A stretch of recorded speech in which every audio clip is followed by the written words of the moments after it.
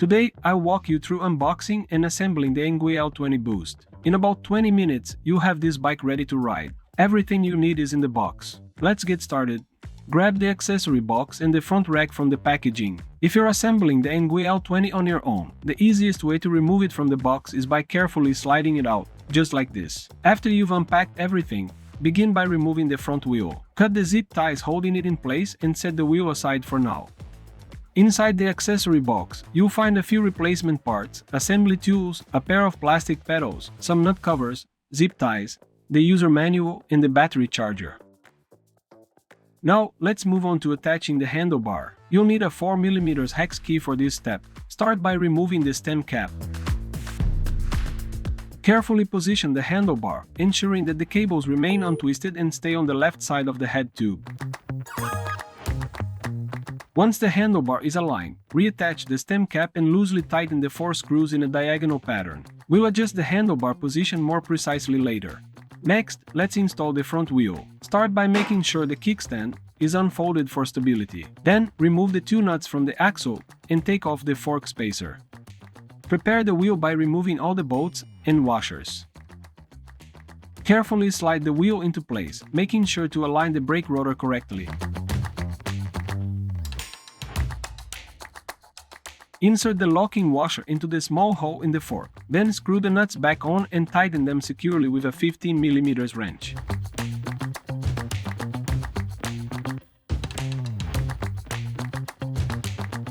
Ensure the bolts are tightly fastened and that the wheel is firmly in place.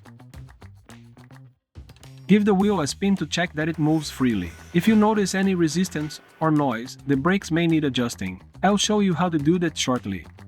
To install the saddle, open the quick release lever, insert the seat tube into the frame, and then close the quick release. You may need to apply a bit of pressure to adjust it for a snug fit.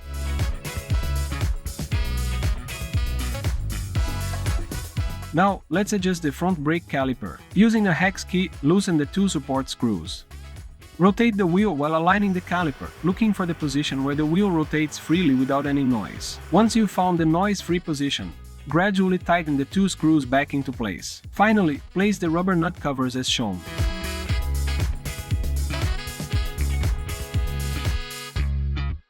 Use a 5mm hex key and a 10mm wrench to remove the fork screw. Next, take out the side screws. Position the front fender and slightly tighten the top screw. Securely tighten the 2 side screws.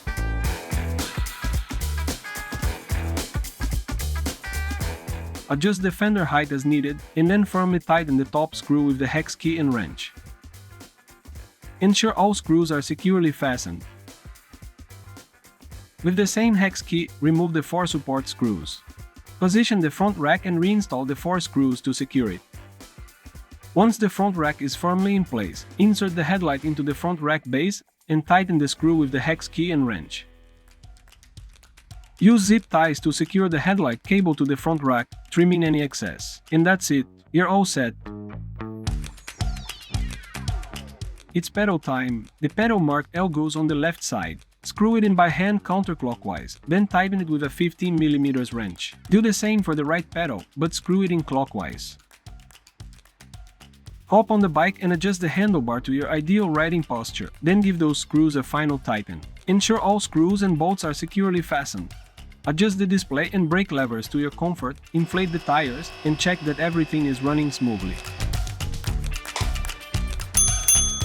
With everything set, you're ready to hit the road and enjoy your brand new Engwe L20 Boost. Thanks for watching, and happy riding!